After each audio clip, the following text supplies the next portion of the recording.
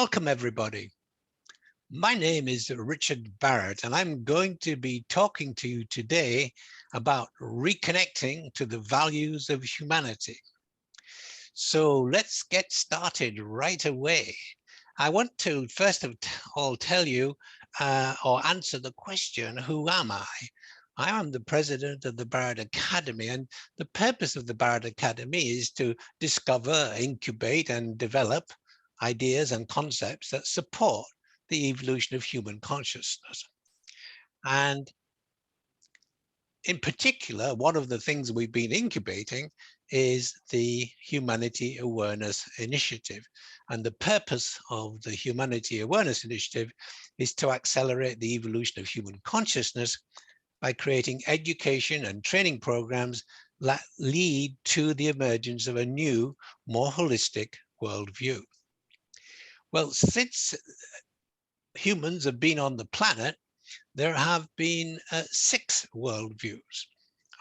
Each worldview focused on specific values and beliefs linked to the dominant stage of psychological development of the people. So we started off 200,000 years ago and right up till about 15,000 years ago living in clan awareness, small family groups of a nomadic nature, surviving as best they could. And then we moved into tribe awareness. We started settling, particularly in the area of the world called the Levant, and we started farming, and we began to develop tribe awareness. So this was about 10,000 years ago. What happened then was quite interesting because the whole of the Sahara Desert and Saudi Arabia, etc., were very fertile in those days, and people lived in tribes there. And as the glaciers retracted further north, these areas became deserts, and the people from these areas moved into the fertile valleys, which were already occupied, and we started to get into wars between tribes, and we developed a new worldview, which is called state awareness, which is really security through power and strength. Whereas tribe awareness was safety through belonging and loyalty, state awareness focused on power, because you had to be strong to defeat your neighbors. And this led to the building of global empires. Alexander the Great is one example, Egyptian times, also the Romans and the Greeks built empires. And this was known as state awareness. That went on until around just over 1500 years ago, when we began to see nation awareness. It was very chaotic in state awareness. And in nation awareness, the interesting thing was that the cosmology became monotheistic religions, and it brought order to the system. So now we were looking for security through authority and education, whereas before it was all about power. And if we go back all the way to clan awareness, the cosmology there was nature spirits, and the cosmology in tribe awareness was more ancestor worship. And in state awareness, it was multiple gods.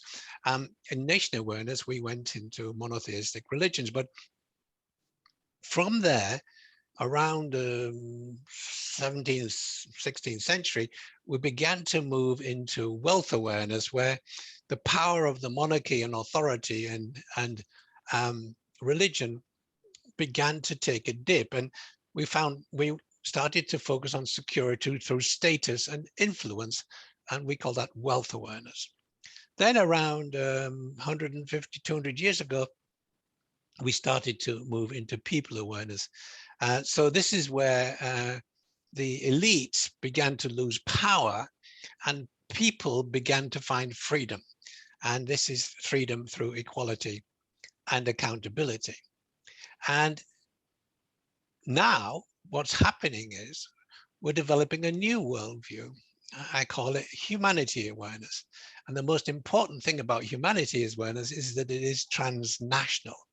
And the survival of our species really depends on the adoption of this transnational worldview. in nation awareness and wealth awareness, and even in people awareness, we were focused on countries. We identified with our countries. But if we keep on going identifying with countries, we'll never solve the problems of humanity. We need to have a transnational identity. And that's why humanity awareness is so important.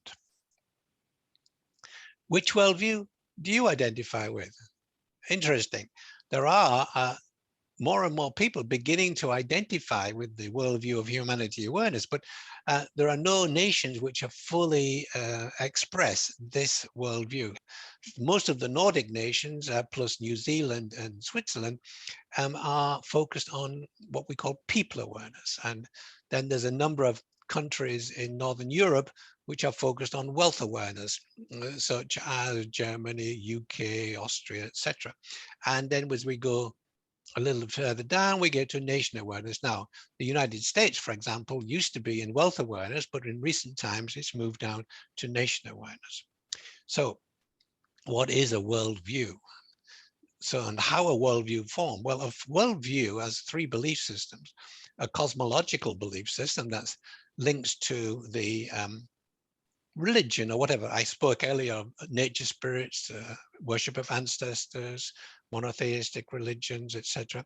These are all cosmological belief systems. And so that's an important belief system which forms part of a worldview. And then there's personal values and beliefs. And we have also cultural values and beliefs. And each one of these actually operates on a different time scale. So on a day-to-day basis, when we react and respond to what's happening in our life, we use our personal values and beliefs. And when over our lifetime, we live in a particular culture, well, we learn to live through the cultural beliefs. But the cosmological beliefs actually are, transcend our lifetime. They actually also regard to what is it that we find, how do we regard the divine creator provider, and what happens to our life after death. So there are like three different time periods in these different belief systems, but together they form a worldview. Now, what are the dominant belief systems? I've been indicating this a little earlier, but whereas all of these belief systems operate in a worldview, one of these belief systems tends to be dominant, so that in the clan awareness with nature spirits, that the cosmological worldview was very, very important. And in tribe awareness, it became much more cultural. The worldview of culture, the belief structures of culture became important in tribes to preserve the integrity of the tribe and also to provide safety for the people. Now, something very interesting happened and we moved into state awareness, because it now became the personal belief system. What happened really was we had an explosion of the male ego and power. And then in nation awareness, we had, whereas it was security through power in state awareness, it was security through authority in nation awareness with monarchs and religious figures. And then in wealth awareness, again, it was security through wealth and influence. And then as we moved into people awareness, it became, the cultural worldview became important again. And as we move into humanity awareness, we're going to find the cosmological belief structure becoming dominant. They'll all be there, but I'm talking here about what is the dominant belief system. Now, the dominant beliefs, or the different worldviews, actually relate to the stages of psychological development. And what we've been seeing as we've moved through these different worldviews is a shift from surviving, conforming, and differentiating. This is what we call the Barrett model. And these are the deficiency, Maslow called these deficiency needs. And once we got through those, we then got into the individuating stage, which is about freedom. And now, as we move forward, we move into the growth needs. And this is how we see that. So each stage of personal development leads to a stage of societal development. And what we now need to do is to promote self-actualization. And that is the whole idea of humanity awareness, is to lift the human species to a new level of awareness. Now, we still have on the planet, in remote parts of Brazil, for example, or Amazon rainforest and other parts of the world, people living in clan awareness. And in Africa and in North America and other regions, we have people living in tribe awareness. And then we have quite a lot of nations living in state and wealth and nation awareness. But we've only got a handful of nations living in people awareness. And some of those nations are beginning to adopt policies that align with humanity awareness. So what's the important point here is that personal development precedes societal development. Now that's fundamentally important to understanding how our world is going to evolve. And the whole idea of humanity awareness is to promote this evolution. So each worldview is triggered by various events. So clan awareness emerged with Homo sapiens, where tribe awareness began to come about when we started doing agriculture. State awareness began when climate change happened in the Sahara and Asia, and it began to build these powerful groups which were very much focused on empire building. And then we moved into nation awareness, and that really was about bringing more order to the chaos of state awareness by adopting a monotheistic religion. And so nations in nation awareness have a strong religious side, but they also are quite well, some of these nations are quite well advanced. And then wealth awareness. So secularism came in, and we began to have a new cosmology, which is science. And in science, there is no God. There's just random mutations. And whereas in nation awareness, we had an external God, and in wealth awareness, we had no God. And in people awareness, we moved into spirituality, where the God went inside, in other words. But also what precipitated people awareness was things like voting rights for women. And then as we move into humanity awareness, COVID is an interesting trigger for that. And the climate crisis is even more important too, because we can't solve the problems from the national level. We have to move into the worldview of humanity awareness. Now let's take a look at all of these different worldviews. In clan awareness, it was survival through sharing and reciprocity. Governance was participated based on rules and rituals and traditions, and it was all about survival. Cosmology was nature spirits, leadership was situational, and gender roles were really defined by the needs of the clan and the needs of nature. So the focus here is on the needs of the clan, and the dominant belief is cosmological. Now we move into tribe awareness, and here we see it's safety through belonging and loyalty. That's how we stay safe, is being true and loyal to the tribe. So the council of elders, but what is interesting is there's ethnic discrimination. So if you're in one tribe, you're definitely not in another tribe. And so that is one of the interesting things about tribe awareness. In the cosmology, it's again the spirit world, but it's more about ancestors and magic potions and evil spirits as quite dominant. The leadership is a chief or a big man, and the status through wealth and possessions, and gender roles are defined again by the needs of the tribe, as it was in clan awareness. And this area, cultural beliefs are dominant. Now we move to state awareness, and this is all about power, security through power and strength. And we see that governance is very authoritarian. We have to control the people. There's ideological discrimination. So the former USSR, North Korea, all of these are examples of state awareness. There are many nations actually in the world operating from state awareness. There are various cosmologies, sometimes a single god, sometimes a pantheon of gods. And leadership is very repressive. No trust, secret police, lack of freedom. This is what's going on in Afghanistan right now. Women have absolutely no rights, and they're treated as personal property. and focus on the needs of the leader. Basically, it's all about how is the leader finding self-esteem through power and strength. And then we move to nation awareness. This is security through authority and education. And so if you could get an education, or if you were born into an important family, you could be part of the governance system. But these are flawed democracies. Either not everybody gets to vote, or the voting system isn't truly democratic. Recently, USA moved into, became a flawed democracy, and there are many other flawed democracies in the world.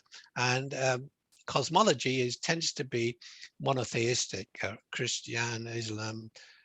Moral conduct is very important in this in nation awareness.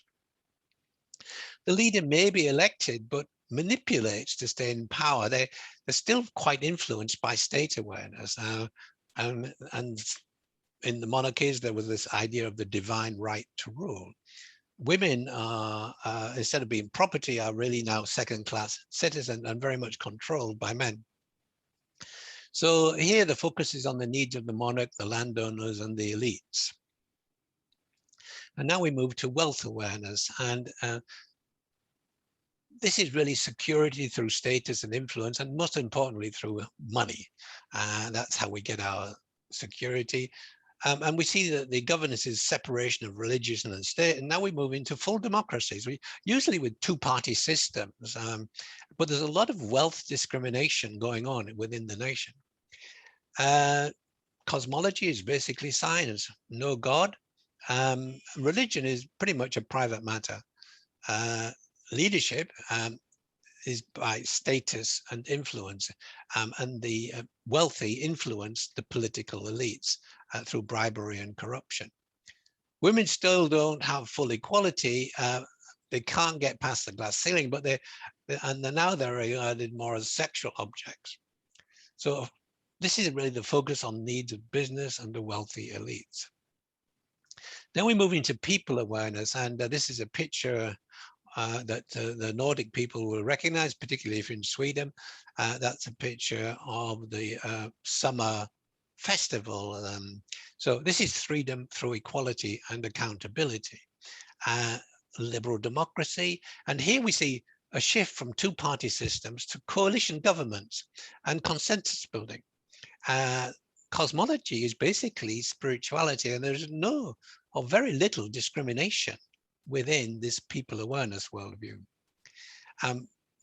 Decision-making in leadership is values-based. There's a lot of focus on being politically correct, and there are many more female leaders. For example, amongst the Nordic nations, most of the leaders in the Nordic nations are actually elected leaders are women. Full equality and no discrimination. So here is the focus is on the social welfare and freedom of all citizens. What this means is that people's deficiency needs have now been met, because through the tax system, everybody gets looked after by the state. Now we move to humanity awareness, the newly emergent worldview. And this, now we shift from that individuating stage of development to self-expression through the exploration of creativity. So this is where we all find meaning and purpose, and it's about psychological well-being. So here we've got direct representation from different age groups. So there are no ideological political parties in this system. The people rule, and every age group is represented. The cosmology is now moved from spirituality into soul awareness, and leadership is transnational and global, and many female role models. Full equality and focus on basic needs, and not just the social needs, but also the psychological needs of the people. So now mental health takes a high priority in humanity awareness. So what differentiates all of these is, as each level of consciousness of a group of people expands, their worldview increases and the governance system changes to reflect that new worldview. And the new worldview becomes more inclusive of people. That's the most important point about these worldviews. As worldviews expand, the worldview becomes more inclusive. So I would say now, operating from humanity awareness, I'm a citizen of the planet. I'm not a citizen of the United Kingdom. Now, where can you learn about humanity awareness? Well, you go to the humanityawarenessinitiative.org. The website has been up for a few months, but we've just created this community learning platform. And if you click on this button, you can actually find 11 courses that explain how to live in humanity awareness. And so this is a really, I'm very excited about it. I don't know quite how to describe it, but it's the start of a new worldview. This is not a 2-year project. It's not a 5-year project. It's more like a 50 or 100-year project to create a new worldview, but we have to start somewhere. So what is the central idea in humanity awareness? Well, to promote the psychological development of the human species by supporting full human self-expression. So we're moving up from individuating, which was what happened in the Nordic nations through the Bildung program, into self-actualization. And how are we going to do it? We're going to deliver it through education and training programs designed to accelerate the evolution of human consciousness. That's exactly what happened in the Nordic nations starting in 1850. That's why they're always at the top right-hand corner of any values diagram, because they focused on training programs for the people in the country, not just in Denmark and Sweden and Norway, but also in Finland and Iceland. And that is what has really, I think, been the success of the Nordic nations, is they've had this inner curricula for the people to help them to expand their consciousness. So if you go to the Humanity Awareness website, you can find all of these handbooks. There's a handbook about how to live humanity awareness as a parent, as a school teacher, as a teenager, a young adult, etc., etc., etc. And you can download these handbooks. So I've already mentioned cosmology several times, and so humanity awareness has its own cosmology. I call it soul awareness. It goes beyond spirituality.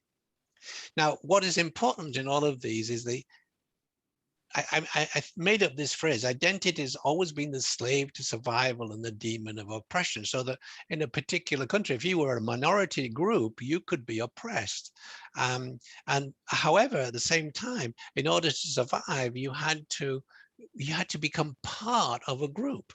And we need to expand to a higher order identity that includes everyone if we're going to solve the problems of humanity and the problems that are in the world right now, like the climate crisis.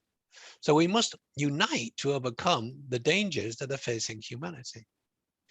So in each of these worldviews, there's a different hierarchy of people. So in clan awareness, which is all about kinship, those with special knowledge were a little bit higher in the hierarchy. If you knew how to blend herbs together to create healing, or if you were a shaman, for example, you'd be a little bit higher in the hierarchy. In tribe awareness, which is all about ethnicity, blood relations to the chief were important in terms of hierarchy. In state awareness, these are blood ties to the leader, and loyalty to the leader is rewarded. But actually, there's not much security because everybody's vying to become leader, and so people are being stabbed in the back, literally. In the Roman times, this was happening, and that was state awareness, and it still goes on to this day. I think, not so long ago, the brother of the leader of North Korea was taken out. I mean, this is very chaotic, and when you move to nation awareness, you get a bit more stability through the idea of religion. But now we're talking about blood ties to the leader or the monarchy. That's really and landowners and social class were really quite important. And as we moved into wealth awareness, we got it moved into a hierarchy based on wealth: upper class, middle class, lower class, etc. And people awareness, well, little regard for hierarchy in people awareness, and in humanity awareness, there's absolutely no regard for hierarchy. It's competence that is important.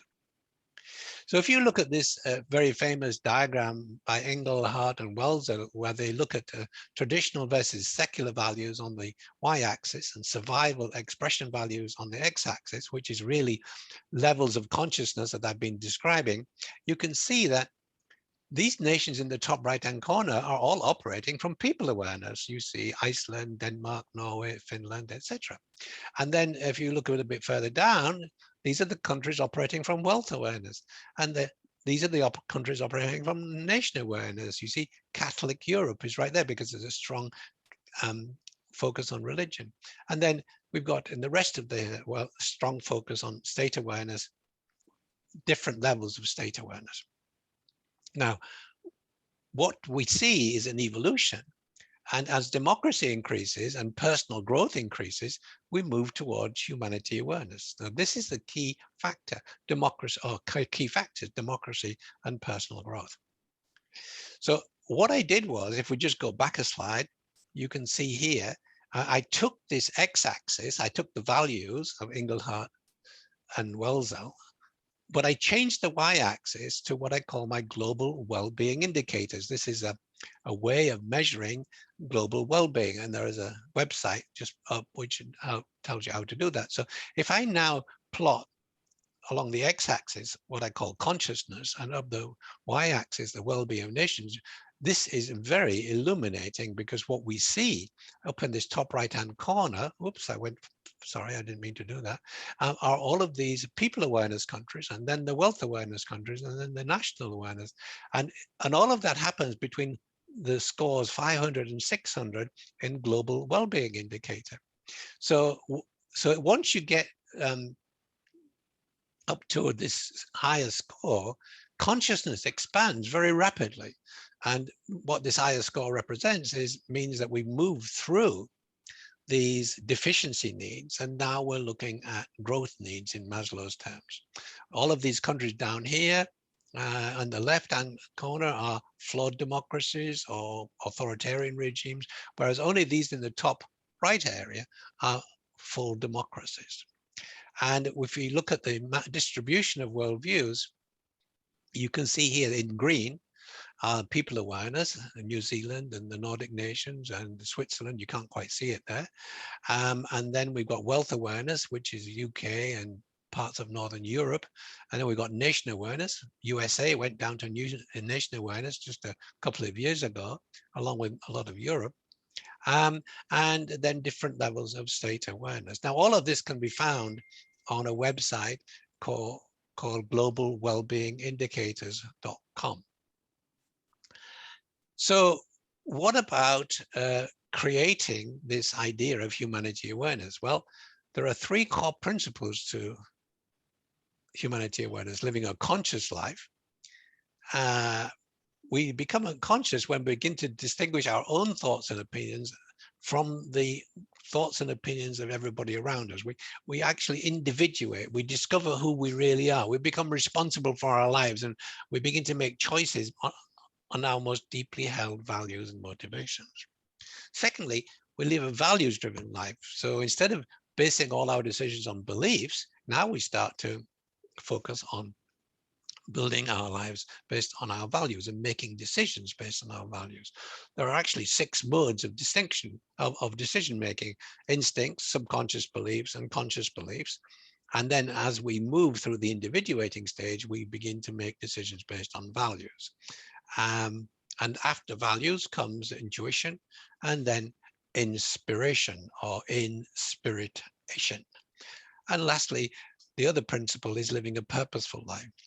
So to find fulfillment and well-being, we must find meaning and purpose. And finding meaning and purpose, we have to align our actions and behaviors with our deepest motivations.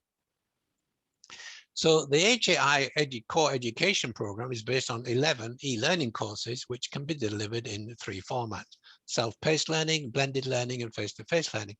And so each one of these 11 courses is an e-learning course. And if you want to go through this program in a blended learning, it takes about 8 to 9 months, because every course, it takes about 5 to 10 hours, and then you need to discuss it with other people in your cohort. And so this is the program, and it's free. And what are the audiences? Well, this program can be delivered to families of wealth. These are owners of businesses, to political leaders, to business leaders, to mature adults, young adults, teenagers, children, and preschool. Now, obviously, preschool children are not going to follow an e-learning course, but the principles should be taught in our schools. That's how we're going to create or make a rapid shift over the next 2 or 3 generations, by teaching our children these principles right from the very get-go. Now, within all of these, within the humanity awareness, there's a new leadership paradigm. I wrote about this 10 years ago, and it is absolutely applicable today. And in this leadership program, we shift from I to we, a shift in focus from becoming the best in the world to the best for the world. And business is really a wholly owned subsidiary of society, and society is a wholly owned subsidiary of the environment. If you need proof of that, just look at COVID-19. We couldn't handle that in our society, so businesses crashed all over the world. They went bankrupt.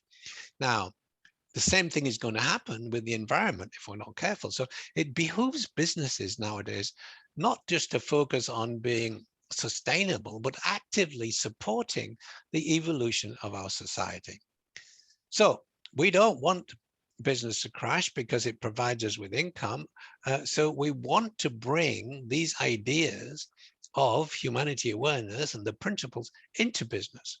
So organizations and their values and culture can play a really important part in promoting humanity awareness. First of all, by increasing the personal well-being of employees and teaching these principles to employees, and then creating programs within the organization that support the local community, and then the organization contributing towards national well-being and also towards global well-being through the adoption of the principles that I've been talking about here.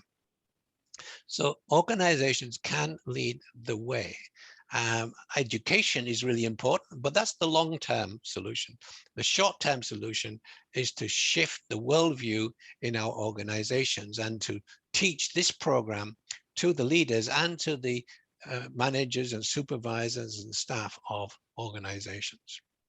So the vital question is, how can leaders hold the space for the diverse developmental needs of their citizens, supporters, and employees by developing government practices and policies that enable people to live fulfilling and meaningful lives? Because that's what we all want. We want to lead a fulfilling and meaningful life.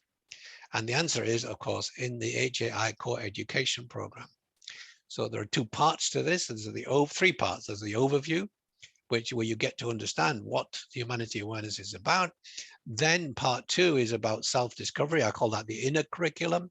There are 2 aspects of that: self-discovery and sharing your gifts and talents. And there you see the 3 principles. And then the external curriculum, understanding mental well-being, understanding societal well-being, understanding organizational well-being. So what we need to do is focus on global well-being, and through embracing the core principles of humanity awareness. And if you take this program into your organization and you run this program throughout, you can become a HAI certified organization for humanity awareness. And where do you find out more? Well, you go to the Humanity Awareness Initiative website, humanityawarenessinitiative.org. You click on this little button here, and you will find all of the information on all of the courses which you can download in order to promote humanity awareness throughout your organization. So there we have it. That's the program for connecting to the leaders, connecting to humanity. Thank you for your time. I hope you found it interesting, and I look forward to seeing you on the Humanity Awareness Initiative platform. Thank you and goodbye.